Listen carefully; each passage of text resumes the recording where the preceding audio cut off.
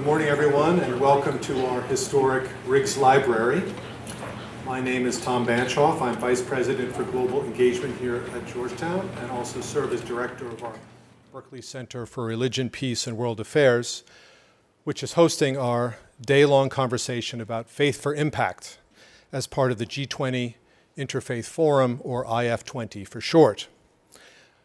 On behalf of the IF20 leadership, our friends Cole Durham and Catherine Marshall, and together with Brett Scharfs, director of the BYU International Center for Law and Religious Studies, our academic partner for this event, I'm really delighted to welcome you all. Now, most of you already know many others here in the room. You've had conversations with one another before around many of the topics we'll be discussing today. But there are also many people here you don't know, people you should get to know over the course of our time together, through our sessions, of course, which will be interactive, but also during our generous coffee breaks, a shared lunch, and as a reward for our efforts, a reception many hours from now. In pulling together this closed event here at Georgetown, Catherine and I, with the help of the IF20 team and many of you here, reached out in different directions. You are a diverse group of colleagues working at the intersection of faith and policy from different religious traditions and interfaith networks, and from different walks of life, policy, academia, the professions, and so on. Our goal here today is to learn from one another, to build community, and yes, to enjoy one another's company. And I hope and expect to have a few sharp exchanges along the way. Catherine, in a moment, will be sharing more about the IF20 and her remarks, as well as a few words about the workshop, the follow-on workshop tomorrow here in this room around religious engagement around the SDGs, to which you're all invited. Just let Catherine or me know if you're not on the list and would like to participate. But if you'll allow me, I want to take a step back and say a few words about the broader context and purpose of today's gathering. The world seems to be falling apart. My original note said is falling apart. The crisis of international institutions and diplomacy, the spread of war with the terrible suffering of so many civilians, the global climate crisis, deepening economic and social inequality, the specter of another pandemic, and of course the cross-cutting challenge of AI. Our global polycrisis, a word we're now familiar with, is deepening. But perhaps you agree, this also represents an opportunity to imagine new, more stable, more just, and a more sustainable global order, to think through and to work towards a better world together. This is where I believe, and again, I'm preaching to the choir here perhaps, our faith traditions really have a vital role to play. There's seats up here, over here, welcome. A clear majority, we don't know exactly how many, a clear majority of the world's population identifies with a religious tradition or more than one. We are all committed to justice and peace, to human dignity and the common good. We are outspoken about those commitments. We've made every effort to infuse them into policy and into politics. But our impact has been limited, far too limited. The real power lies with states and economic actors, with political leaders, and with business, financial, and technological elites. To give one of my favorite examples of this limited impact, in 2009, on the heels of the global financial crisis, Pope Benedict issued a brilliant encyclical, Caritas in Veritate, with a far-reaching call for a reform of the global economic system in a more just and sustainable direction. The timing could not have been better, but it landed with a thud. It really didn't land at all. 6 years later, Pope Francis's Laudato Si had a significant but modest policy impact. We'll come back to that today, I'm sure. And of course, it's far too soon to tell how and where Pope Leo's new encyclical on AI will land. Given the scope of the challenges we face, given our unrealized potential as religious and interfaith communities, let us ask together, what have we learned about policy impact, and how can we apply those lessons to our efforts to engage with G20 governments individually and collectively? That's the core question we'll be exploring today. We'll go in many different directions, but we want to keep circling back to that question. The US presidency of the G20 does not make this easy. Its three core priorities, economic deregulation, energy security, and AI innovation, do not map onto the priorities of most religious and interfaith communities. And I'm being generous in my formulation. So how do we engage? Can we engage? We invited representatives of the Trump administration to speak on our panels today. We were not able to make that work. But we want to keep at it in the coming months through the G20 summit in December to find points of contact, areas for dialogue, however limited and contingent. We are trying.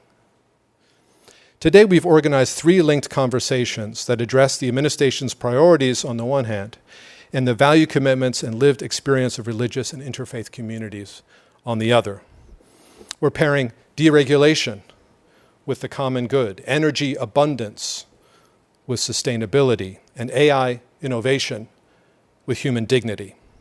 Let's see if there are points of contact, ways to get beyond our ideological polarization and engage with political, economic, and policy elites. If not in the Trump administration, then other leaders here in the United States, at the state and local level, in the business sector and civil society, or abroad within the UN system and with other governments around the world, including the UK, which takes over the G20 presidency in 2027.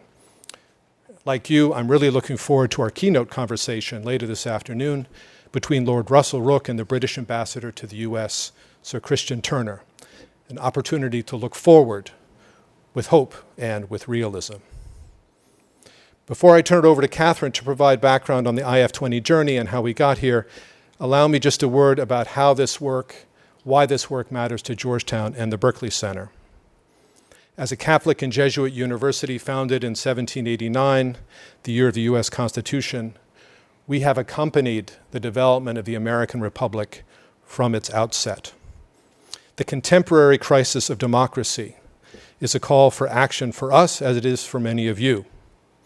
Our incoming president, Eduardo Penalver, has identified the problem of polarization and the importance of respectful debate and dialogue as one of his priorities. So Georgetown will stay engaged. Over the last 20 years, the Berkley Center, a university-wide institute, has worked at the intersection of religion and policy in many contexts, and with many of you, the IF20 is just one of those contexts. I want to just mention one of our most recent projects, ongoing, the Strategic Religious Engagement Hub, led by Peter Mandeville in cooperation with Catherine, Melissa, Judd, and others. An initiative dedicated to support the U.S. government's capacity for strategic religious engagement, SRE, in the context of diplomacy, development, and defense, at a time when the SRE infrastructure within the U.S. government has largely been lost. All of you in this room are engaged in parallel intersecting efforts of all kinds to think through and help bridge the faith and policy divide. Let's learn from one another today about what has worked and not worked, and why, and about how best to look forward and to work together to deepen the positive impact of faith on politics and policy into the future. Thank you so much for being here and spending this time with us. Now please join me in welcoming my friend and colleague Catherine Marshall, a global leader in the IF20 and many other contexts, and a vital member of our university community here at Georgetown.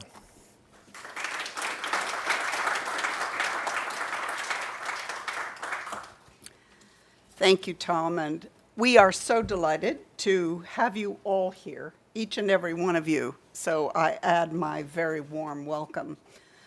Looking at Cole Durham, who's sitting back there, the founder of the IF20, I want to set today's and tomorrow's discussions in the context of a continuing journey, one that in this case, today, has taken us into the heart of the G20, a symbol in some sense of the role of power and especially its realpolitik dimensions in world affairs. At the center of our efforts are a conviction that faith, religion, spiritual concerns have vital constructive roles to play in the central questions Tom has outlined. In a simple metaphor, seats at the table, or to be a bit more practical, the many shifting tables where decisions are made and power is exercised. The G20 epitomizes that table. So we need to ask continuously and in different ways how religious beliefs, traditions, and experience engage in any issue. And I note that the word engage will come up time and time again here today and tomorrow. How and how far is it significant? Does it matter? And the final and sharpest question, how does that translate into policy action, and programs? A central goal here is to translate the insight about religion's complex, multifaceted significance into the rather different language and lived realities of the mechanisms that shape at least the visible global agendas. We are looking to practical experience, but also to a prophetic voice that goes beyond jargon and tired ideas. And we highlight often a difficult notion and an assumption we hold deeply.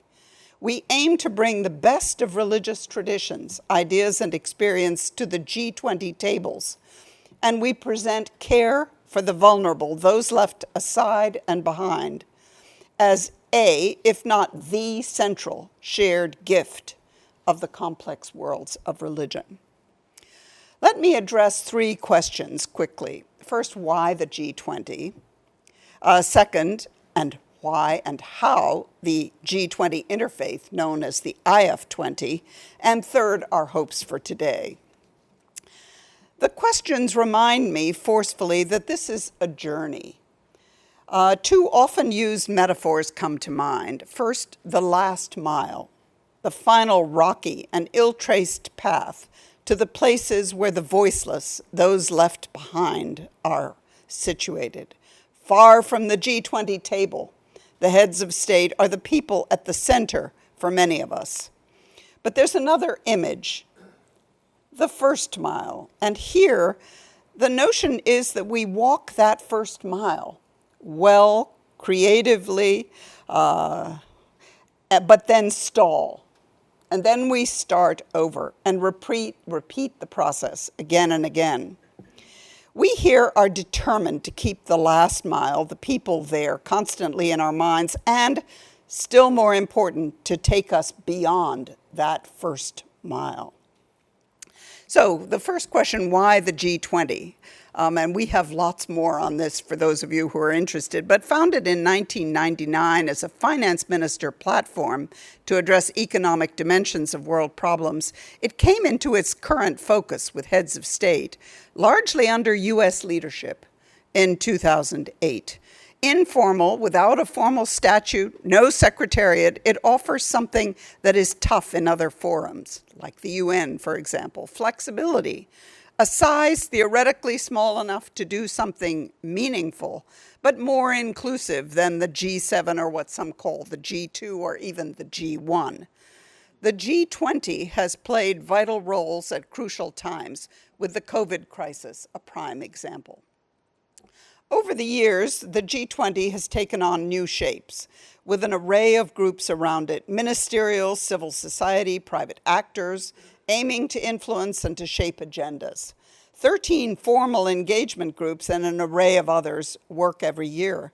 For the past 2 years, under the leadership of Brazil and South Africa, the G20 process included a large social summit just before the leaders' meeting, the heads of state, to engage the array of civil society actors.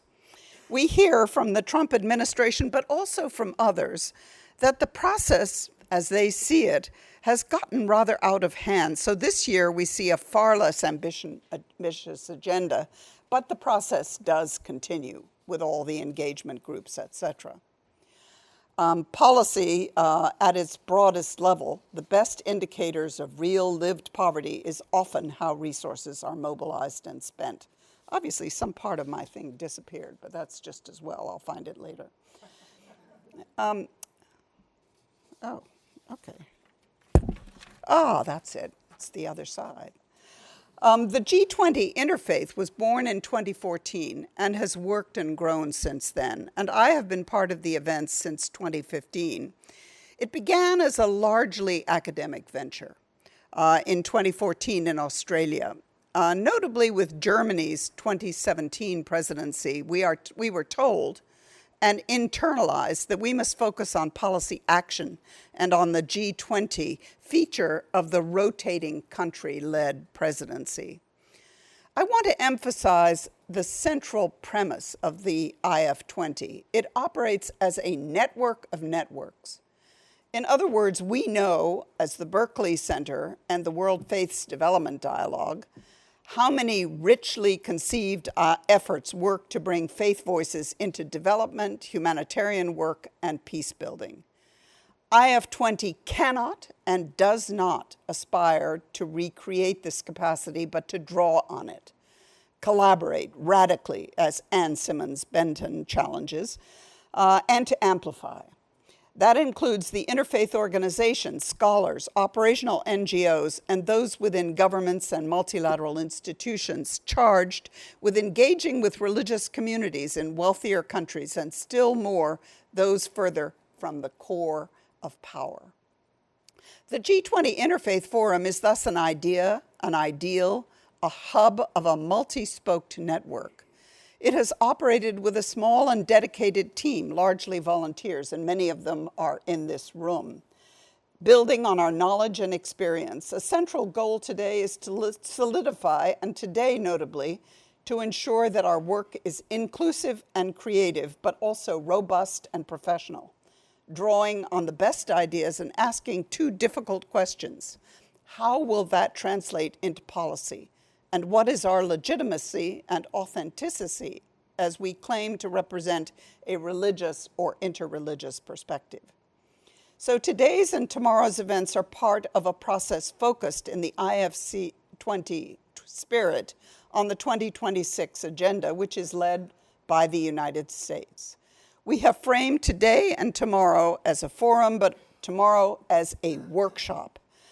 You will challenge the draft papers, and we will sharpen and refine them in the months ahead as we look to the annual G20 Interfaith Forum. That will take place in Salt Lake City in October, and here I point to Whitney Clayton, over there, as well as to Cole and other team members, including Nicole Sterling, a pillar of support, who are deep into the planning for that event. And as Tom mentioned, we have a 2027 and the UK presidency very much in our sights. Tomorrow, the workshop, we will set the discussion in the context of the Sustainable Development Goals, 17 but 169 targets, turning our question around to focus both on what the IF20 has proposed in recent years and where we see the agenda heading. So, for example, issues of food and hunger, human trafficking, and I think increasingly with what's happening in the world today, health and education. To bring us back to today, we are focusing on the third challenge I began with. How does experience and teaching translate into policy and action proposals? We begin today with the 2026 priorities and ask you to advance us on these questions, on the questions Tom put to us. How might we engage and build on this opportunity? That is a demanding, even heroic task, but it is the reason all of us are here and why the Berkley Center, Georgetown University, and the World Faiths Development Dialogue that I lead have taken on the challenge. So here I do want to point to David Saperstein, WFDD's board chair, and still missing but coming, Midori Miyazaki, who has supported WFDD through its 25-year history. So welcome to the journey. I'll come with a quotation that I picked up from today's Washington Post. It was an interview with a missionary doctor evacuated from the DRC and the Ebola-affected areas. And what he says, I thought, was an echo for us. You see this amazing mix of fear and courage, and hopelessness and beauty and ugliness. So let me go back to the first panel. And I would like to invite my colleagues to the stage. That is, you can come up now. That's Eric LeConte. Where are you, Eric? Mohammed El-Sanusi and Michael Miller. And let me very briefly introduce what it is. We'll actually start with Betsy Banyan, who is the drafter of the paper for this session, and she will give a very brief introduction focused on the process of where the paper came from and where she sees it going. So economics and finance, and each person, by the way, I'm not going to do introductions. I don't know if we even have bios of everybody. Self-introduction is our mode of operation. So economics and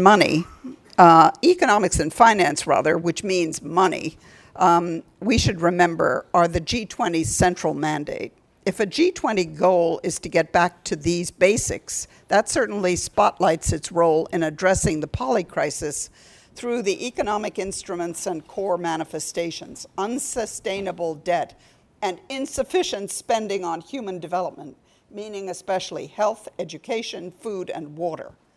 And while the G20 focuses on policy at the broadest levels, the best indicators of real lived policy is often how resources are mobilized and spent.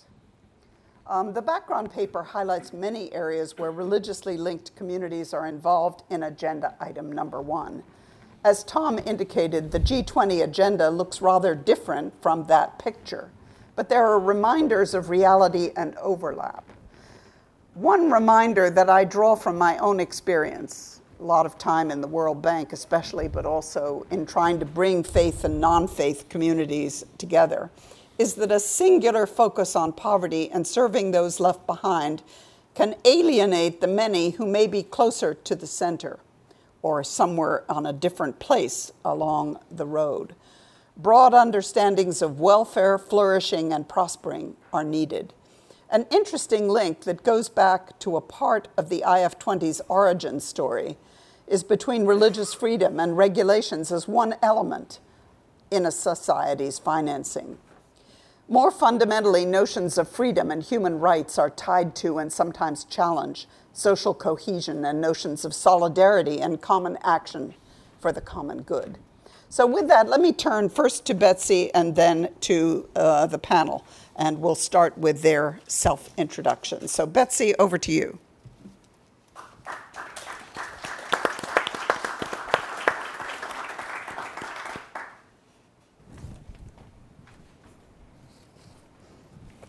Thank you, Catherine. My name is Betsy Benyon. I started recently at the International Center for Law and Religion Studies at BYU Law School. Before that, I was a U.S. diplomat for the State Department for 10 years.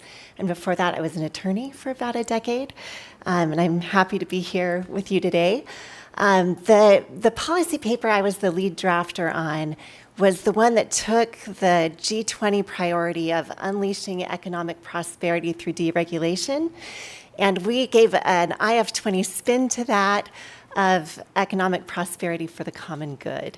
So the central question we were looking at was how do we ensure that the poor and the most vulnerable are not left behind, not harmed, and indeed also benefit from a changing regulatory environment and from potential increasing prosperity. This is only a draft, so we really welcome your input. The idea from the beginning was that this would be a draft that we would bring to you and to others in that network of networks that Catherine was talking about and get your feedback, and then we'll revise these for that October meeting and make it a longer and more fulsome paper. But I was the lead author, but I was not the sole contributor here, so I did want to give credit to others who made really significant contributions. So Tom Banshoff gave us the general framework. Catherine Marshall helped us come up with the outline of topics. IF20's general counsel, Tim Stratford, recruited attorneys, Alexandra Langton and Lawrence Barker, to handle the sections on debt and most of the section on ethical investments. BYU research assistants Rebecca Welling and Greg Benyon were really helpful in the sections on religious viewpoints, humanitarian efforts, microfinancing, and women's issues.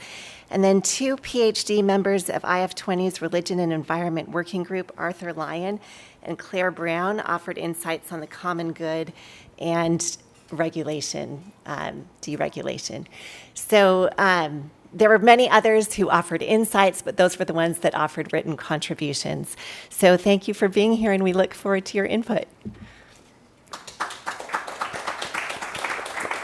Thank you so much, Betsy, and I do want to emphasize the heroic effort that was involved in trying to pull together this, and also to sort of identify some of these many intersections. Let me first turn to Eric. And Eric, you can do your very brief, you have such a long story, but if you can do the brief introduction, and then situate us a little bit, because I think you probably know as much as anyone here about what's actually going on within the G20 process on these critical issues, particularly debt, and how they relate to the religious community, and especially in this case, the Catholic Church. Thank you so much, Catherine. And thanks to Catherine and Tom for organizing this really important policy forum today, because I do believe the faith community will have an impact on this year's G20, and our ability to organize is very important. And also to acknowledge the leadership of Cole Durham, who's worked to bring us together for several years. I think many folks are familiar with the Jubilee story. It's a biblical story. Most major religious groups around the world have a version of it, but put simply, it is the belief that God has created a resource-rich world, and we're closest to God, we're closest to the Creator, we're closest to one another when we're sharing those resources among us. And the early believers in the Hebrew scriptures, this was so important they actually legislated it. And then Jesus would begin his Christian ministry by actually quoting the Hebrew scriptures and the call for Jubilee, that every 7 years debts should be forgiven. Every 7 years slaves should be set free. Every 7 years the land should be allowed to go fallow and rest so that God can produce directly for us and the land can regenerate. And every 7 times 7 years, the Great Jubilee, the 49th or 50th year, is the time not only when all debts are forgiven, but we're all to go back to our ancestral land. So we're all protected from becoming too rich or too poor. This is the Jubilee message. We know that Islam, that Buddhism, that Hindu, all hearken this, and have all been a vital part of the global movement that began in the mid-1990s after an interfaith call from Pope John Paul II to relieve debt. And the reason was, colloquially, around the world, they were saying debt means death. And unfortunately, debt still means death. But let me just take a moment. Catherine had asked me to give some of the overview of the economic picture, which you all know when you fill up your cars, when you go to the gas station, it's really bad. And unfortunately, it's going to get much worse. And that's even if the war in Iran was to end today. We're looking now at multi years of dealing with the crisis and not looking at many of our prices ever going down again. What does this translate to? Well, about a month ago, many of us were gathered for the IMF, World Bank, and G20 meetings here in Washington, D.C. And the economic reports that were released were the worst reports that were released since the dawn of the pandemic. And over the past few days, those reports have been updated, and now we're looking at economic growth estimates in line with the pandemic. So the numbers have gotten worse. The IMF report gave kind of a rosy picture of 3.1% to 2% growth given the worst scenario. We're already below the worst scenario right now. The World Bank's predictions and their new poverty report were even worse in terms of this particular issue. And I want to break down what this means. So we were already dealing with historic highs, 318 million people on planet Earth dealing with severe food shortages. At the time of the reports, the World Food Program noted that it would be 45 million that this number would increase. And as of today, we think that number is going to increase by about 120 million. We know that right now it's pushing people into poverty across the United States and around the world. And when we look at what we thought were better numbers in terms of only 1 out of 5 kids dying under the age of 5 in sub-Saharan Africa from preventable diseases, from lack of nutrition, those numbers that we thought had kind of stabilized are looking to get worse. Kids are going to die. Kids all over the world are going to die. Fertilizer prices were already out of control around the world and in Africa, and now people aren't even getting access to fertilizer in Africa.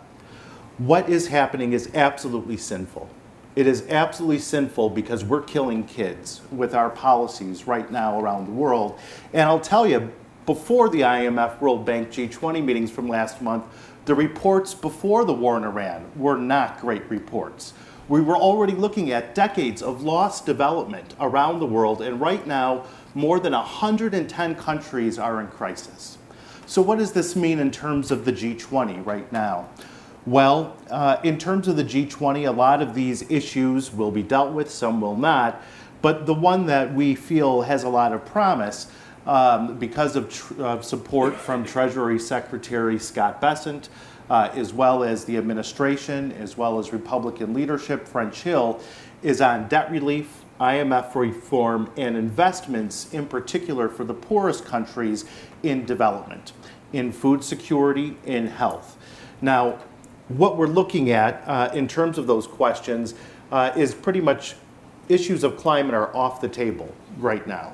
And the more that we, even though that's a very important issue for all of us, the more we link these other issues in this G20 to it, it's probably not going to move forward. But we do have support within the administration, largely because of the faith community, but also because of 25 years of bipartisan work that many people in this room have been a part of actually continuing a focus on debt relief, economic aid, as well as debt restructuring. In fact, Treasury Secretary Scott Bessent was the only finance minister last year to call again for something likened to preemptive debt restructuring, dealing with the crisis before countries get in crisis. So we're looking at the G20 right now in terms of this issue as being an issue that we can move as we move to the UK presidency, and an issue that we will see support from within this administration. I know that the picture is dire on a lot of the issues that we care about, but I think this is one of the issues that with the faith community behind it, we will see some progress this year. And I think that's absolutely critical, especially in light of Treasury Secretary Scott Bessent's statements of support on this issue. Because we can't wait for the UK presidency.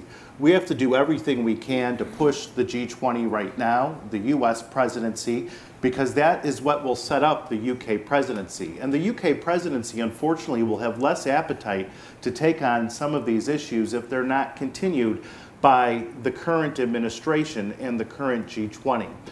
I think it's absolutely important that the faith community stands against the sin of kids dying around the world from preventable diseases. And it's absolutely incumbent on us to build a world where we're protected from having too much or too little, a world where we all have enough. Thank you. Thank you, Eric. I would say that was a few rays of hope, which is very welcome. Yeah, and I think it's always useful to have a reminder. You know, one of the figures I use is, or that I think in my mind is, what was the world population when I was born? And what is it today? And the numbers are roughly from 2 billion to 8 billion plus. I mean, that's pretty frightening. That's one lifetime. And that shows the extraordinary progress that has been made, but also that for the first time in human history, there is a real possibility of assuring a decent life to everybody.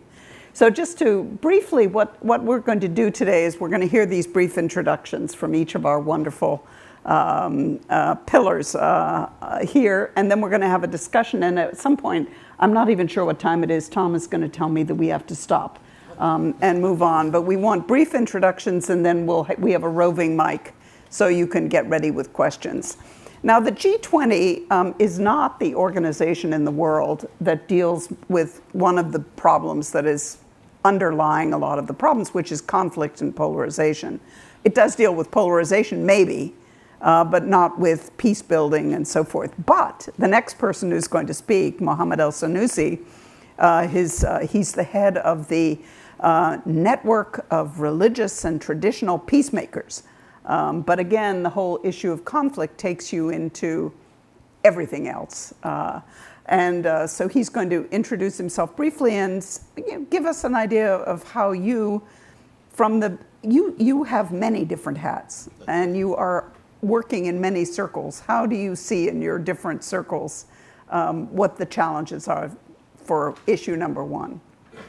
Well, thank you so much. Thank you so much, Catherine, and really appreciate your leadership in Berkley Center, and of course the G20 Interfaith Forum with Professor Cole as the president, and the critical role that this particular forum played in the last 12 years, I would say, in trying to bring the agenda of the faith communities to the G20 leadership. I think I would always say that we have a lot of work to do, but we are making progress slowly and gradually.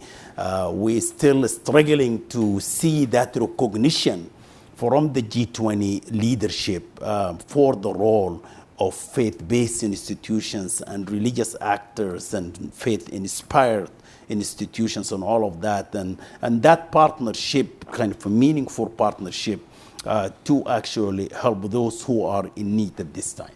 I think we're trying our best to do that, but we still see that potential of the faith institutions and NGOs is really yet to be utilized by multilateralism or by leadership of all of this, G20 and others. So I think that's the biggest gap. We have great potential, and the paper that is before you actually did a wonderful job in terms of kind of outlining the contribution of religious communities and religion in general in terms of supporting those who are in need. I mean, I can go on and talk about, what are the elements of the faith-based institutions or religion in terms of, well-being of others that are need, but I will leave that for the paper. But I want to just really focus on that, the idea of the potential of faith-based institutions and religious communities is really yet to be utilized. We understand and we know faith-based institutions, they are the most, vibrant people, particularly in the conflict zone setting. They are the ones that actually closer to the communities. But yet, we don't see support given to them. The support is given is really very minimal. But I think what the big problem is that we need that recognition to happen, Catherine, that they are the one in the front line. They are the one need to be equipped to do the work because they know the context better than anybody else. Slowly and gradually, we see that recognition is being recognized. For just to give you an example of the IOM, for instance, IOM now actually engaging with Muslim communities around the world in actually working with them, collaborating with them in the zakat giving. So as you know, zakat is one of the pillars of Islam, and the Muslim communities give the zakats for a number of needies, or 8 categories according to the Holy Quran, include all of the categories that we align with to support them.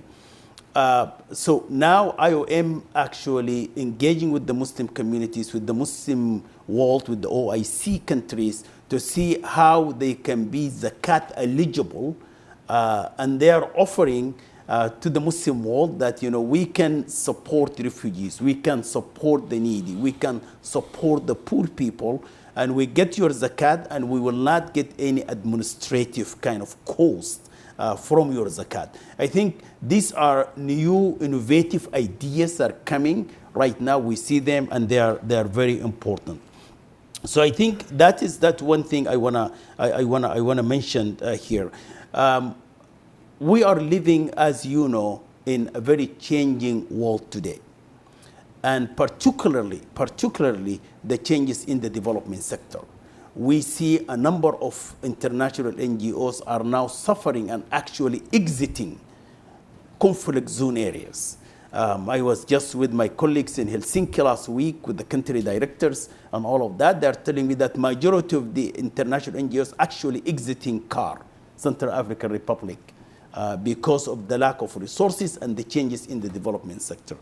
Therefore, international NGOs, so faith-based institutions, we have to change the course, because this development situation is not going to change. It's not going to change. We're not going to go back to what we were before. We have to change the course so that we can serve those. To leave you with one example, for instance, Finchurch 8, we started, and there is kind of assess the problem of the missing middle. The missing middle problem. While in developed countries, as we all know, the small and medium-sized enterprises, SMEs, are the engine of every economy and jobs in the least developed countries. The least developed countries and developing countries, this engine is too much missing there, with the market just filled with a few large companies and many micro enterprises. So the missing middle that we are working with now, and through the Finchurch 8 investment, we are giving them money so that they can create jobs for the communities, so that they are not only waiting for that assistance, but we are trying to shift the course to see how we can empower local people, small companies, to create jobs and to get more value addition to the local communities. The last thing I want to say, Catherine, here is one of the problems that we see as an impediment to this, the question of inclusion. Also the inclusion is a problem as we continue to do this work, whether in partnership with the G20 or with the multilateralism, with the government. We see a lot of people actually are left behind. And this notion of no one left behind, we need to work on that as well. We just launched, we have, I should say, we have a lot of good resolutions from the multilateralisms, but all of this, unfortunately, they are not implemented. So that we can have the critical role of everybody should be at that table and do the job. We just launched a new kit, actually, toolkit last week, looking into what role persons with disabilities are playing in terms of, peace building, in terms of their contribution to alleviate poverty and all of that. The resolution 2475, 7 years, but no implementation whatsoever, right? You're talking about 20 or 25% of the population. We are saying 80 million people, billion people in the planet today. So we're talking about more than like 1.5 to 2 billion people with, with the sort of disabilities, but they are actually left behind in all of it. So the inclusion question is so critical for us also to continue that progress. Well, thank you very much. And I think this question of the small and medium enterprise, there's much more of a religious window on that, as well as on social entrepreneurship, which is a topic that I'm sure we'll be coming back to in lots of ways. Well, part of our challenge here, obviously, is to build bridges and interconnection as well as engagement are two words that we hear all the time. And clearly we have sort of the world of the operational people. And then we have the world of the academy, and somewhere between we have think tanks and also philanthropy, which has come into a special role in today's world with the sharp changes in the financial picture for so many different institutions. So I'm going to turn to Michael to do your self-introduction, please, but also to put the challenges that you see of trying to build these bridges between the rigorous sort of evidence-based material that sometimes sits uncomfortably with religious communities. They can be a little bit skeptical about M&E and so forth. But also, how do you see those bridges and where we're going? Great, thank you very much. I'm honored to be here. Thank you, Catherine and Tom, for the invitation and also to be on this panel. I mean, these are very complex questions. So when you get asked a question like that, you're like, I don't know. It's the first kind of thought. So I'm Michael Matheson Miller. I work for a think tank called the Acton Institute, where we do really the intersection between moral philosophy and religion on one hand, and then economics, entrepreneurship, poverty on the other. So everything you're not allowed to talk about at the dinner table, but that you're allowed to talk about here. So I'm delighted to be here. I think that when you ask this question, I think that there is somewhat a tension between a certain kind of empirical resistance among religious people. But I think one of the things we have to do is really take those things seriously, where we take empirical evidence very seriously, but also look at it from more foundational questions of justice. And so where I see, obviously the challenges today are great. I mean, a lot of you have already talked about them. I mean, inflation is a very big problem. Inflation, as you know, is a transfer from the poor to the rich. If we look at what's happened on interest rates, manipulated interest rates have also hurt the poor. They hurt poor families, they hurt working families. And a lot of the problems that we have, I think, can be traced to some of this kind of technocratic manipulation by people without looking at some of the negative consequences that go about this. One of the themes of course, is regulation. Regulation is very important and rule of law is essential, but we also see the problem of regulatory capture, where poor people become excluded because when you are poor and you don't have, even a small medium enterprise that I think is essential in the missing middle, you lack the political, economic, and social contacts to be able to navigate a system that gets dominated by regulation, large businesses, interest groups, and entrenched bureaucracies. So there's a lot. I think two of the things that you said, Mohammed, that are important is this creating the opportunity for small, medium enterprises, and I'll get to that in a minute, and then also the importance of inclusion and exclusion. Tom mentioned Benedict XVI, Francis, and Pope Leo in his encyclical that just came out yesterday. I read the encyclical; it's excellent, by the way. This theme of inclusion always remains. People are excluded from the institutions of justice, and so here I would say there's a real overlap between both technical aspects and the tradition. Now, I'm Catholic, so I'm going to speak out of the Jewish and Christian traditions. Mohammed, you can add to this from your tradition. But I think there are serious aspects of the tradition that have profound impact on how we think about inclusion for the poor. And so I would say, if you look at poverty in the developing world, the dominant reason that poor people are poor is not that they lack stuff, but that they are excluded from institutions of justice that would enable them to create prosperity in their own families and their own communities. And some of these institutions include clear title to land. So as you know, in some countries, 50, 60% of the land has no clear title. This is especially harmful for not just the poorest, but for women and for minorities, religious and other minorities. Related to this is access to justice in the courts. And sometimes it takes 15, 20 years to get your court case heard. Again, this is hardest for minorities, for women, for widows, and likewise. part of, I think, this is access to the courts is just ability to participate in the formal economy. And so this goes right into the small medium enterprise. So you can have a lot of, there's that Harvard study that talks about the missing middle. You have all these areas, like if you look at it, if I'm the chart here, I guess I have to do it this way to you.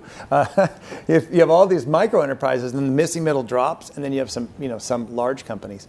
In OECD countries, about 75% of employment and GDP growth comes out of that SME sector. Mm-hmm.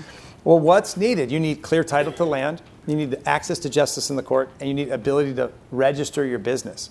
And of course, there's been, World Bank used to have that ease of doing business. I mean, Hernando de Soto, did that study where it sometimes takes 10, 20, 30, 100, 200 days to be able to register your business, right? And so again, this hurts the poor and the excluded because they can't go ask their friend who happens to be in the minister, in the government, or a lawyer. They have to actually spend all this time, paperwork, and money instead of working. And so it really discourages them from being able to join the formal economy. Now, the formal economy goes back to rule of law. And so rule of law, private property, rule of law, ability to participate in the formal economy, and I would say free exchange. I think we have to be careful here. When we say free exchange, really, I think this is an opportunity for, again, I'm speaking out of the Catholic tradition, but the concept of commutative justice is really lost. I think this is a deep, rich tradition, commutative justice and distributive justice. Does everybody know what I mean by commutative justice? No, okay. I'm going to give you the shortest. I'll try to do it fast because I know I've only have 5 minutes. So think of commutative justice as this. If I say, I don't know, I'm going to buy your coffee cup from you, sir, and he says, okay, how much? And I say, 2. He says 5. I say 4, and we make a deal. Okay? Now we made a deal. So commutative justice is justice of exchange. Now, in the Aristotelian concept, right, justice is giving the person what's due. So if I give him the $4, what does he have to give me? The coffee cup. If he gives me the coffee cup, what do I have to give him? The $4. Okay? If I don't, then there's a violation of justice. I haven't given what's due. Well, let's say I put a gun to his head and say, how about you sell it to me for $1? What if his children are starving? And I'll say 75 cents. So I take advantage of him or I force him to do it. Has justice been done? No. What if it's a stolen cup of coffee that he stole from Father Hollenbeck over here? Okay, he stole it. Can I get it? No, because you can't do justice with stolen goods. Okay, and I'm sorry to be very vulgar and coarse here, but what if it's a child in sex trafficking? No, because you can't do justice with immoral things, with injustice. So the idea of commutative justice is not just something fluffy. It is actually connected to rule of law, and it's a rich concept. And then the parallel is distributive justice. So my wife and I, we have 7 children. I go to work, I get paid, I come home, and I distribute that according to their need. That's not a Marxist idea. That's deep, rich in the Catholic tradition, right? And of course, the state has distributive justice as well, right?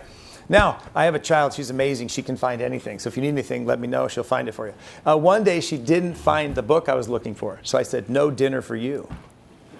Okay, this would be a violation because I applied commutative justice in a situation where distributive justice should be held.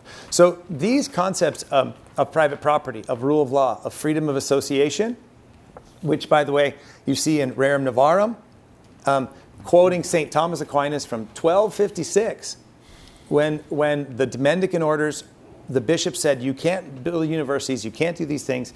He said, no, there's a natural right of free association to come together for people to do things which benefit the common good, for which they're competent. So these ideas actually become the development of market economies over time. And I think you look at that, and I think then one more very important principle of Catholic social teaching that's very valuable, where faith has to contribute, is the principle of subsidiarity. And subsidiarity comes from the human being's competency and responsibility. And that's why it said it is a disturbance of right order to take from someone what they can do themselves and give it to a higher order. And that's why those closest to the problem should solve it. But oftentimes we have a technocratic mindset where experts come in and create policy. But instead of that, we don't create the institutions of justice that create inclusion for people to create prosperity in their own families and their own communities. And I would say, the last thing I would say, one of the big challenges we have today, among market economies, and I think market economies are very important, I think they create space for the family and for the ability to create prosperity. But I think we have a problem, and I think that deep problem goes back to your point about the separation of religion and the kind of secular notion that you've worked on for many years. And secularism isn't neutral, right? And this idea that somehow, there's secular life and then you sprinkle religion on top. Well, that's not true. There are deep presuppositions, assumptions.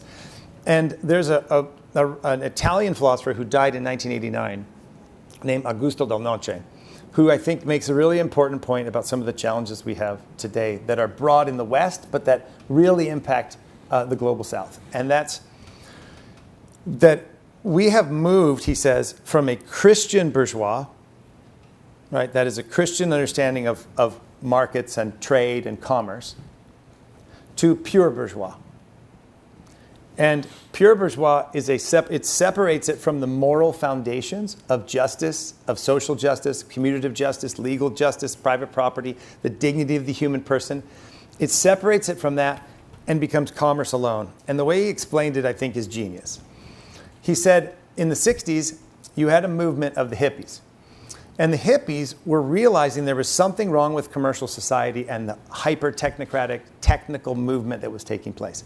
So they rejected that kind of technology commerce.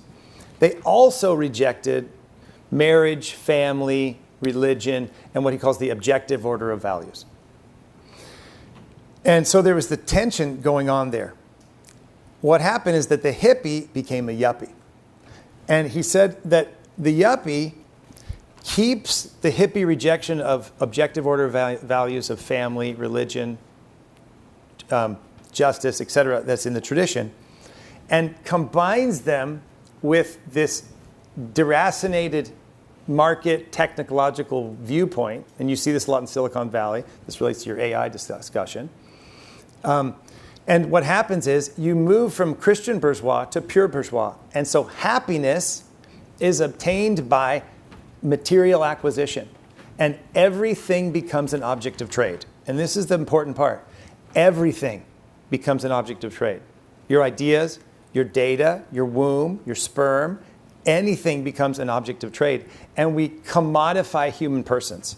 And I think the biggest challenge we have today with religion and the market, and I support the market, is that the market has been severed from its fundamental moral foundations, which it historically developed. It didn't just pop out of existence in the Enlightenment. Okay, Steven Pinker's wrong. It separated from that to now where we have this hyper commodification of individuals. And you see this in data collection, in surveillance, and a host of other things. So I think that there's so much to be said from the Christian and the Jewish, and of course, I don't know the Islamic tradition, where, in fact, and I'd like to say, we have a seat at the table because we did the first mile, because the market systems actually developed out of these ideas of the Jewish and Christian traditions, specifically in Europe. And so we have something to say, but I do think the challenge is this radical commodification of pure bourgeois combined with exclusion. And so I think that focusing on the institutions of justice rather than simply, not that policy doesn't matter, but that policy is secondary to those institutions of justice. Well, thank you very much. I think it'll take us maybe 10, 20 years to digest that. But a couple of quick thoughts on that. I mean, I promised that the word engagement is one that we're going to be focusing on. We actually in the Berkley Center have two projects that go by the acronym SRE, which is Strategic Religious Engagement. So the question is, what's strategic or unstrategic? What's religious, and what do we mean by engagement? And one of the things we mean by engagement is precisely the opposite of something Michael mentioned, but it goes on the phrase of, you add religion and stir. That is not what we're looking at. We're looking much more at a real coming to grips with where are the complex intersections between what we simplify as secular versus religious, which is, I think we know very well from our colleagues, is a very oversimplified division 100%. or organization of the world. Now we're going to go, get ready, there's going to be a moving mic, right? Right, Tom? Yes. So get ready with questions, and I invite the panelists as well. But I want to put a challenge that one of my professors long ago put. He said, you know, if I'm your fairy godmother and I wave my magic wand, what do you want? In other words, what would we actually like the G20 to do? What is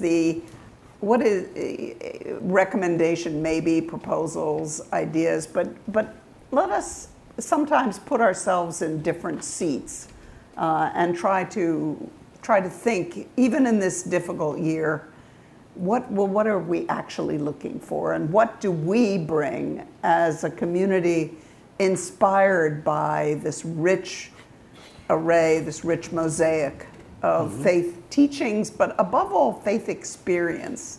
How does that contribute to these agendas, and what language can we put it in?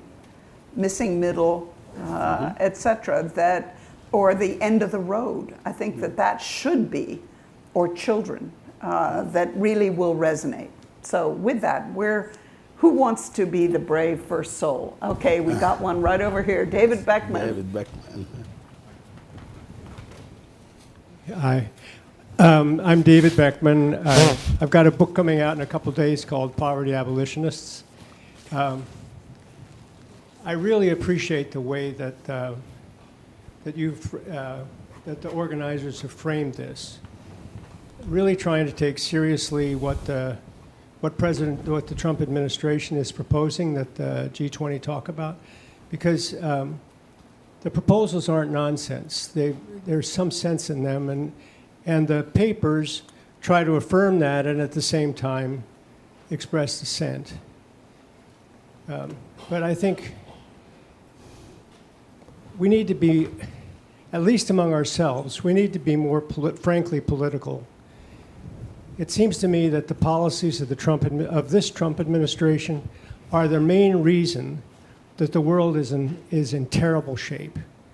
The wars, the slashing of international aid, pushing other countries to slash their aid, the protectionism, the deregulation of AI in the country that has the billionaire-dominated companies that are dominating AI, just in all the things that we're thinking about, this administration is doing terrible damage.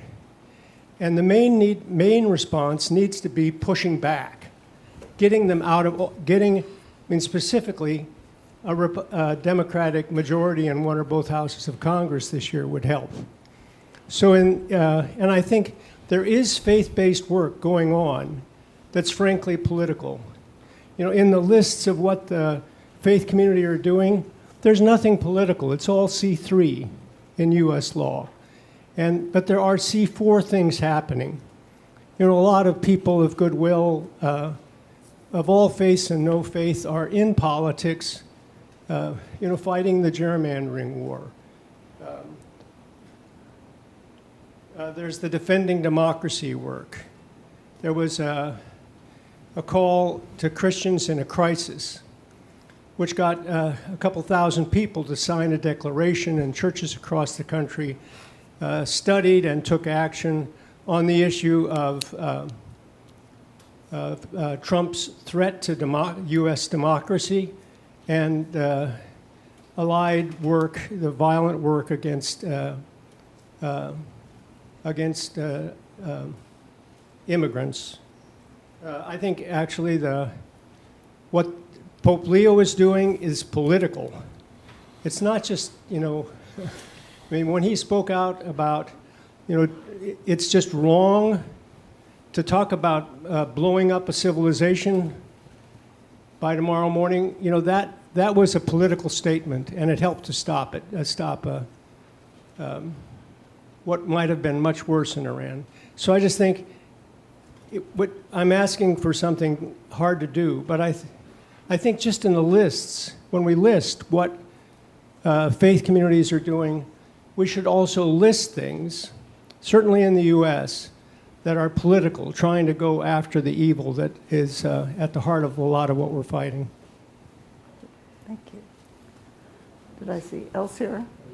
No.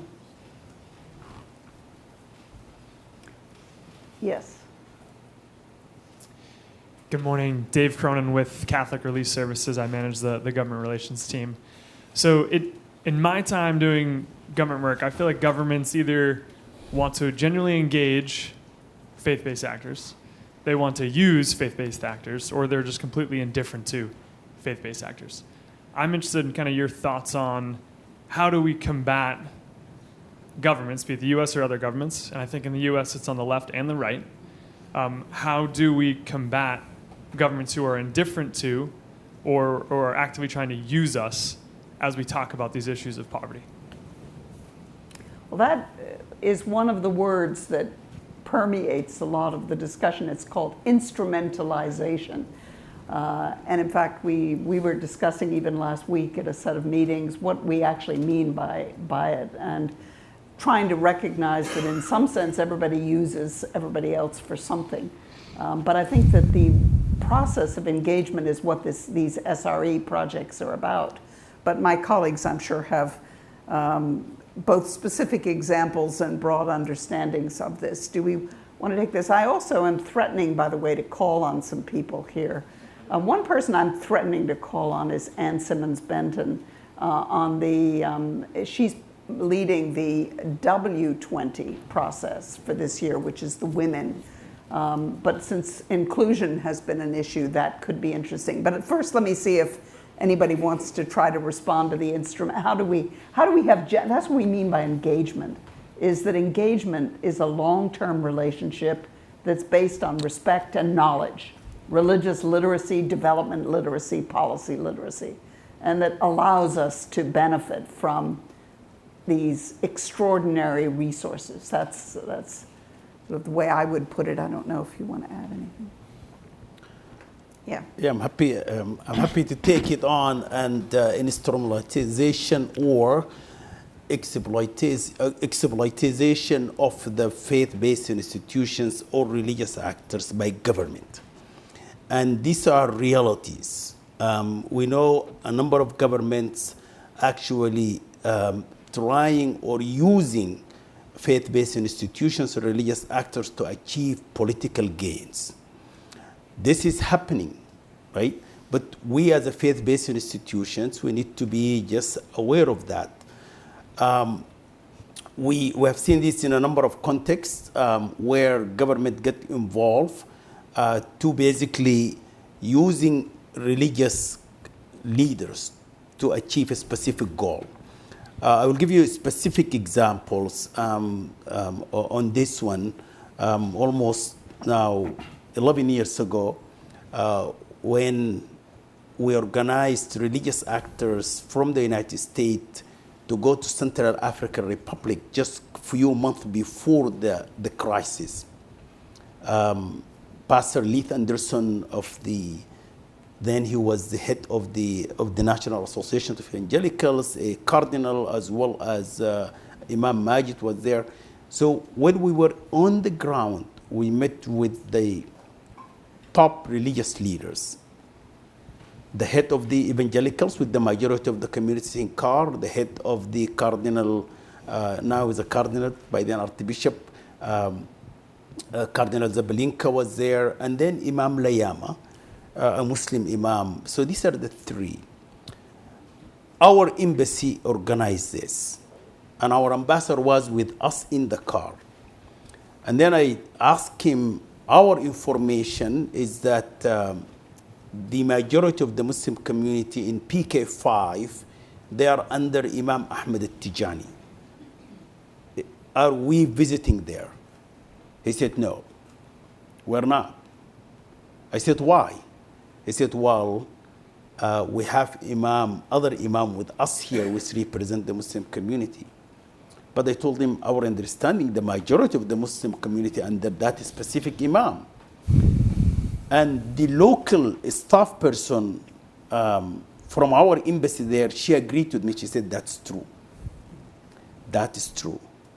So here you can see that the head of the majority of the communities is not invited, and the government is pushing someone else actually to represent the community. So we have seen that happening. That's why we really need to work on this. There is that exploitation of religious actors. And we've seen this also in a number of Western governments. In the past decade or so more, a number of governments in West Europe, right, using this notion of religious engagement or engaging religious communities or religious leaders or institutions for a specific kind of purposes or gains. Well, one of them that you were very much involved in was during the COVID pandemic, what was called Faiths for Vaccines, right, where the idea was to engage the religious communities by demonstrating and by organizing vaccines. Now we have two. Can I make a comment? I have a. Okay, we have. But more. no, it's all right if you don't. If it's okay. I mean, I was going to respond a little bit to his question about instrumentalization. Well, both of you want to make a quick comment, and then I guess we'll go to Anne, and then we'll go to Brett. Please. Thank you. Thanks for your question, David. I think that from my perspective, and I think it's a tested perspective, the only thing that's making a difference in U.S. and global policy right now, right or wrong, is the faith community. And I believe that's why Jubilee has continued to hold together a bipartisan coalition here in Washington, D.C. It's why we have Republican leaders working with us. It's why in 2016, under Republican leadership, we were able to move forward emergency debt crisis legislation for our sisters and brothers in Puerto Rico. And the story behind that is even though as the North and the West, I would agree, are becoming more secular, with Europe, I think, dealing with a greater level of secularism than the United States, the voice of the faith community remains very powerful when it's harnessed and coordinated and organized. And so, when we won the crisis legislation for Puerto Rico, it was because bishops and rabbis and imams all had the cell phone number of their member of Congress, because their member of Congress absolutely depended on them in terms of having a sense of the community. I think that's still the case right now as we're moving forward legislation in New York on global financial crisis.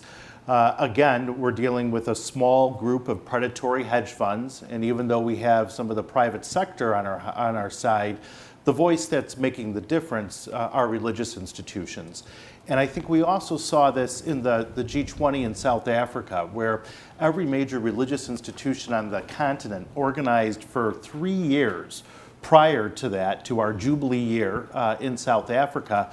And we won innovative economic aid processes. We won brand new processes for dealing with poverty in Africa, as well as improved debt restructuring.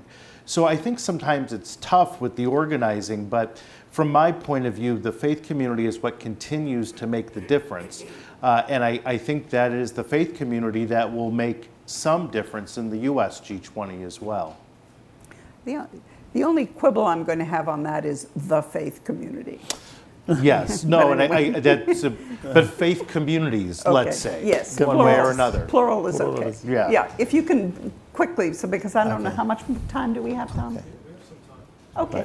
Okay, good. I will go quickly, so unnuanced and quickly. No, you can. We have a little more time than I thought we had. Okay, so I mean, I think this is a very important question on instrumentalization and use. And I think I like the way you break it down. There's engagement, there's use, and then there's ignoring.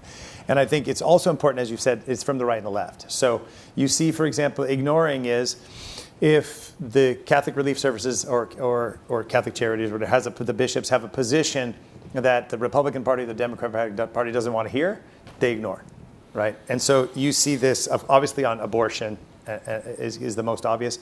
I mean, you see it right now, of course, in the Republican Party, because both Donald Trump and J.D. Vance support abortifacients and IVF, right? Both of which the Catholic Church has said are grave evils. So there's a complete ignore. Okay, so I think that's the way of the world, and this is where I think your point about where faith communities have to consistently be making arguments, right? And so I think if you think about it in politics, that you have the political center, and that doesn't mean there aren't people of faith in it, and then you have faith communities advocating for certain things and using their moral authority to argue for things. I think the other problem of use comes in two places. One is, Benedict XVI wrote Just Ratzinger, this is a paraphrase, but like when you combine religion and politics, the result is generally unbelief. And I think that the secularists have a tendency to want to divinize the state, and which is standard, standard Tower of Babel stuff. And the religious people have a tendency to want to politicize religion. So if we can just when this happens, and I think that's part of the battle that's going on between the right and the left and the Republicans, you have this desire to do this. I think use comes into case. So I think you could see right now, and you could see it in the Biden administration, Trump administration, they use people who support one aspect of their policy to forward things. Like, I love Christians, they're the greatest, that kind of thing. And so, keep the faith, Joey. It's all, give me a break, right? So we have to be careful of that. But I think, and this is maybe a little bit provocative, but I think like with Catholic Relief Services, one of the problems is that Catholic organizations take too much government money. And once you take government money, then you become aligned with the dominant model of development that's taken place through these institutions. And so I think this is a risk, for example, that the Catholic Church becomes identified with U.S. foreign policy because of CRS operating. And I've talked to Catholic bishops in Africa who say there's CRS people here and they're not Catholics and they're promoting like LGBTQ, Biden, and transhumanist agendas.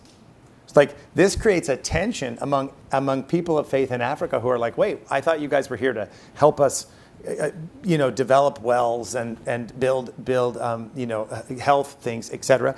And instead of health programs, they're oftentimes the agenda of whoever seems to be in politics. Cool. And I think this really actually undermines Catholic relief services and other groups, not just CRS, but not because of necessarily ill will, but because what happens is from the experience of the recipients, they're like, wait a minute, you guys just seem like an arm of the state. And so this is where my position, I know it's a bit radical, but I would say, except in specific areas of like emergency aid, generally speaking, I think CRS, if they stopped taking government money, and if the bishops really work to say all Catholics need to be really being involved in using the principle of subsidiarity and solidarity and support these things, this would reduce the potential for use. And so I think to be honest, like when you take government money, you use the government. And so the government's going to use you back. And so what's the line from the South? If you make a deal with the devil, you're always a junior partner. So I think that's a bit of a provocative thing, and it doesn't mean that it has to be like ideological, but I do think that this partnership, which tends to look good in the beginning, ends up, I think, giving more power to the state and these organizations become instrumentalized. That's my view, but we could debate this because there's no easy answer to your very good question. I think you've given us a wonderful explanation of why this issue is actually much more complicated than people sometimes present it. Super complicated. But it does, I think, speak to the importance of long-term, respectful, and informed partnerships, which may or may not involve money, but they have to be ones that are grounded in a common understanding and that don't just happen when the crisis, when the COVID crisis calls on us. So let's go. We have lots of hands now. So we're going to start with Anne, then Brett, and then Chris. And then I guess maybe Kevin is the next hand I saw. And then. So thank you. Thank you, Catherine. As she mentioned, I am the chair of the Women's 20. So we are one of the official 13 engagement groups. But this year, with the U.S. as the presidency, they have chosen only to activate, I call it, one of them. So we are going full bore. And a little bit to Michael's point, when we're not accepting government money, we actually get to set our own agenda.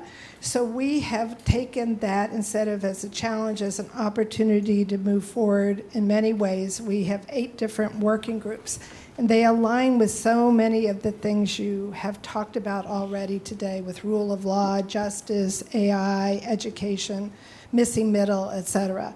But my fairy godmother response, I also grew up with that question. And what I believe that does, it allows us to think outside the box in an entirely new way. And I was delighted to have been invited last year to the IF's event in Cape Town, where truly that helped me think in a slightly different way. So I would say this forum allows people to come together and do that. So if we were going to radically collaborate and look at all the network of networks and the different engagement groups and pull the ideas that rise to the top, I think we would have more ideas that are based on justice and be able to pull those together. So I really think you are the group this year, I'm just going to challenge you a little bit, to help to pull those together. And I will commit that the W20 will weigh in and give comments on the papers. But I think you're in a position to really do something in a different way this year. Great. Now we're going to Brett. Thank you, Anne. And I think what struck me is a lot of the working groups that the W20 has established are echo very much. It's trying to build on the positive aspects of flourishing and prosperity, but with this tempered by justice in a real sense. I'd like to briefly pick up on 3 threads and then tie them to a possible recommendation. By the way, just let me highlight Brett's importance in this. We should have mentioned him in the beginning. I think Tom did, but Brett, as with Brigham Young University, is also sharing this objective of bringing the professional, rigorous academic and intellectual thread to the G20 process and the IF20. Thanks, Catherine. So Mohammed talked about, I think, a couple really important things. 2 that I really picked up on was the significance of the small and medium enterprises and the inclusion. And then Michael picked up on that. And Michael, one of the things you were really talking about that struck me was sort of legal frameworks that work for these small enterprises. Things like title to land, access to courts, ability to register. I would add to that access to capital. Yep. I was recently in Rwanda and I was visiting a bakery owned by a woman. And it's a thriving, medium-sized business, but it's about to collapse because the government is telling it that it needs a new roof. And it's going to cost several $1,000s to get a roof on this business. And she has no way to get access to the capital to put a roof on her business. And now this takes me to the priority that's the subject of this paper. The way the Trump administration has phrased this is the U.S. has made economic prosperity by limiting regulatory burdens one of its priorities. Now, those are the 3 threads. Now, the recommendation that we could perhaps think about phrasing, and I don't have the exact right phrasing in mind, is something about encouraging a law reform process in countries that make it easier for small enterprises, medium-sized enterprises to thrive, to have access to the legal system, the regulatory system, the financial system. And because G20 started with the finance ministers, maybe we tie it specifically to banking and to access to capital. We have these microfinance things that have grown up because businesses don't have access to the banking systems. But when we think about getting beyond the microfinance level to these medium-sized businesses, small to medium-sized businesses that are beyond sort of like, one cow or one sewing machine, the types of businesses that are going to employ people, this might resonate with the G20 finance minister audience, that if we put together some sort of a recommendation that was really practically oriented around a recommendation of law reform that made it possible for small and medium-sized businesses to enter into the formal economy and to thrive as going concerns. This might be something that, in this environment, because I really agree with Eric that, dealing with the current administration and their priorities is something that we are trying to do and trying to figure out. So anyway, I just was listening carefully to all three of you, and this is sort of tying these threads together into a possible recommendation. This is just the idea that I had. So, Catherine, can I just, Brett, thank you. Chris. The successful example that stands out from all of these small and medium-sized businesses support and all of that is the Grameen Bank in Bangladesh, when the former Prime Minister Muhammad Yunus actually started that. And actually, this is a good example for both empowering small and mid-sized businesses to thrive, as well as the inclusion aspect of it. 90%, according to Dr. Yunus, people that were supported are women, in fact, and did a wonderful job. So we have these good examples. So that's why, just to add to your recommendation. May I say one quick thing too? And Brett want to say something else also. Oh, yeah. But that had limited success getting beyond the micro finance level. I think what Michael was really talking about was the businesses like this bakery that I was talking about in Rwanda. This bakery employed like 20 or 30 people. It was a really good small business that was nevertheless facing a regulatory challenge that was likely going to force it out of business. And what it really needed was access to capital that was more than a $500 or a $50 loan, which is what the microfinance model was so brilliant at doing. The microfinance is really good at getting you out of abject poverty into poverty. That's right. Exactly. No, that's exactly which is right. a huge step. It's a big deal. I don't mean to understate the significance of that, but I think what Michael was really talking about is the significance of getting into the formal economy, where you're outside of these measures that have been brought in because the formal economy is not working. But I think that, again, our challenge is that there's a huge amount of work going on that, and lots of programs. I mean, it's at the center of the World Bank, the African Development Bank, Asian Development Bank, but they're not often drawing the experience of people who are working with faith communities. That's right. And therefore, it's not engaged, it's not working together, it's working in parallel and complaining in parallel. So what I think we would like to do is to find much more practical ways to bring these different threads, which starts with language. I mean, here there's a common language. Michael. Yes, I think I want to make one quick comment before I talk to Brett's, I think, very important point.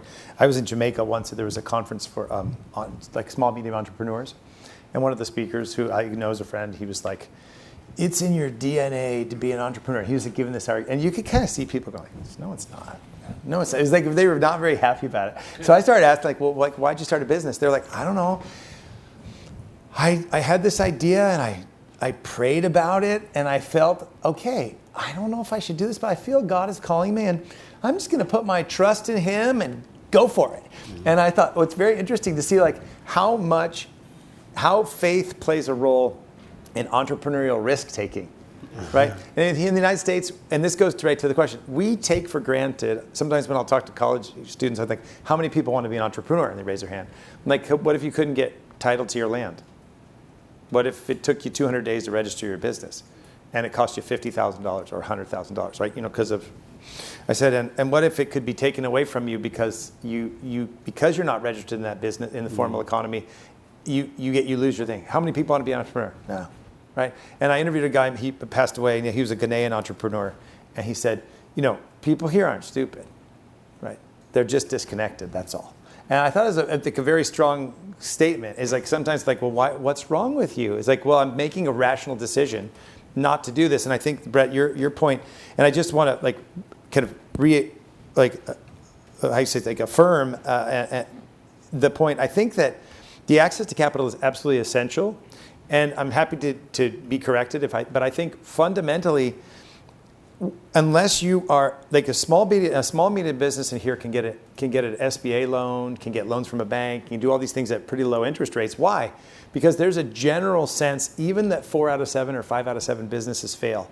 There's the accounting concept in gap of perpetuity. This is a long-term, it's in perpetuity.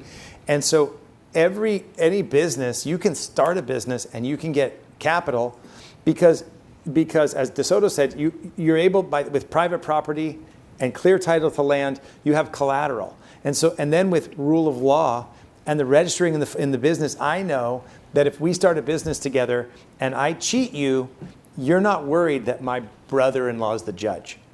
And that what happens is we know that there's a general going to be, it's not perfect, okay? But when that happens, now access to capital is possible. And so microfinance loans are so high, and we could debate on like usury and how they work, but microfinance loans are so high because they're so risky. And so, but you can't, a 48% loan to fix your roof is a terrible decision, right? And even microfinance really works best only works when it's a merchant loan, right? And not any like consumer loan. But this is like, it's too high. These people would lose their jobs. And so I think this point about the access to capital connected to the regulatory and the rule of law and participation, I think is really important. And I mean, obviously this is above my pay grade, but I think your point about G20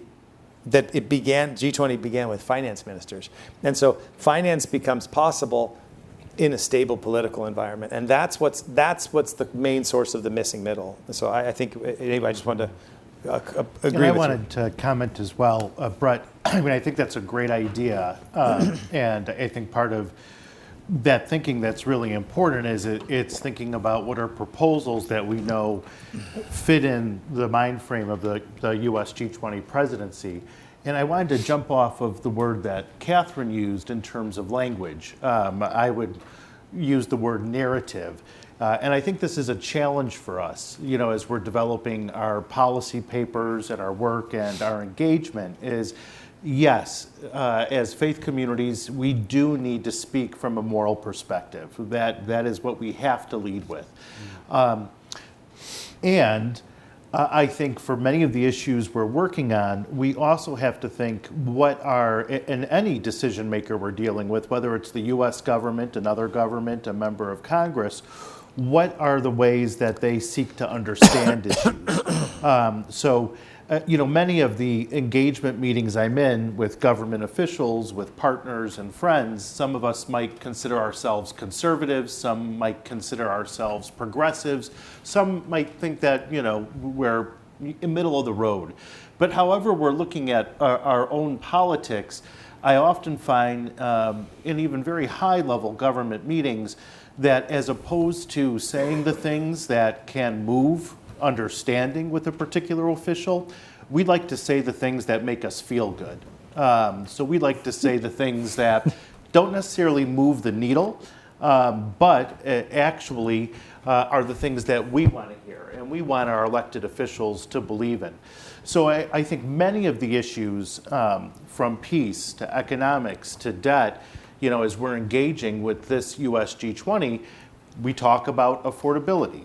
We talk about food and fuel prices, which are connected to peace, to debt, to economic issues intrinsically. And while it's still important for us to talk about how more kids are dying, we do also, I think, as a faith community, are required to also speak to the self-interest of some of our leaders in helping them understand these issues. Yeah. Okay, well, we're right in the middle of a conversation with lots of people who have lots to say, so that's wonderful, and will do the best we can to pick up the themes, but let's go to Chris. Chris Hi, Seipel. Chris Seipel. I know many of you, love all of you. Thank you. 2 comments on the previous conversation. World Vision, my dad used to be president there, created a market in Eastern Africa for SMEs precisely to this point of rule of law, land ownership. And linking that to IF20, maybe what IF20 should be doing is bringing together the case studies to make the G20 aware of it and get away from the technocratic policy side. I don't know if there has been case studies on things like this done by faith-based organizations like CRS, et cetera. Second, to the government money thing. My wife works at IJM, International Justice Mission, conservative Christian organization, takes 1% from the government, or less than 1%. And they have a $300 million budget. Why? Because they provide a product so good it can't be ignored. And now here's my question. We've been having a lot of discussion about everything but the faith communities. Yep. 2 years ago, before the election, I was at USIP meeting with peace builders, and they were saying funds are being withdrawn from what we do. And the sort of self-assessment was because we're irrelevant. We're not providing a product so good it can't be ignored. These are general comments. I'm not trying to insult anybody. And so I think that's a fair question. After 7 October, all these interfaith on campus things, what I call interfaithism, happy-go-lucky, let's have a group hug and a group picture, do a Facebook post, and then nothing, and then 7 October happens, and that infrastructure completely fails. So what I'm getting at, and here's the question, where is the autopsy of why interfaithism fails? Pick your sector. Because I think part of that answer speaks to Mohammed's point about gradual engagement of G20, not the level where we want to be, but it could help us get to where we want to be. Well, that I think is our agenda tomorrow, is really taking it from the G20 interfaith perspective rather than the host government. But it also does speak, Chris, to the comment that I made about the first mile and this sense that we just keep doing the same thing and saying so many of the same things again and again, and then when new people come in starting all over, how do we move to the second mile? And clearly a part of it is a pretty rough self-assessment, but it is also, I think, seeing the good ideas that maybe weren't communicated right, or the experience that people don't know about and don't take into account or have a misconception of. Because I don't think that it's all a failure. I think it's a much more complex story, and that's why we're working a lot with case studies and stories on areas like food and so forth. So, yeah. We should take a coffee break. Okay, okay. Well, we had a lot of hands, so people who had their hands up will have to pick it up in the next session.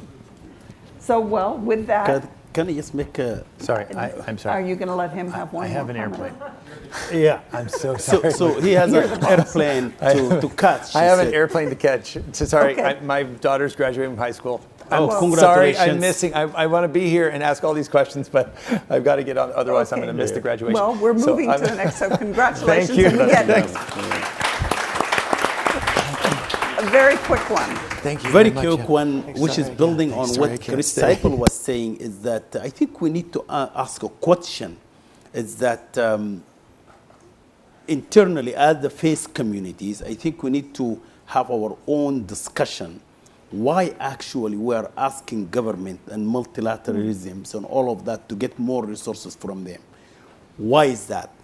I think we do have our different faith teaching us, and we have all of these principles. But I think we're not doing a good job in terms of our own collection of resources from faith communities to support that. And also there is that inequality in distributions of these resources. I mean, I can tell you, the Muslims in the audience may agree or disagree.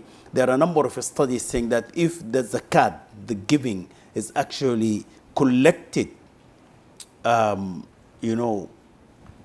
adequately and distributed equally, we probably will not see any poor person in the Muslim world.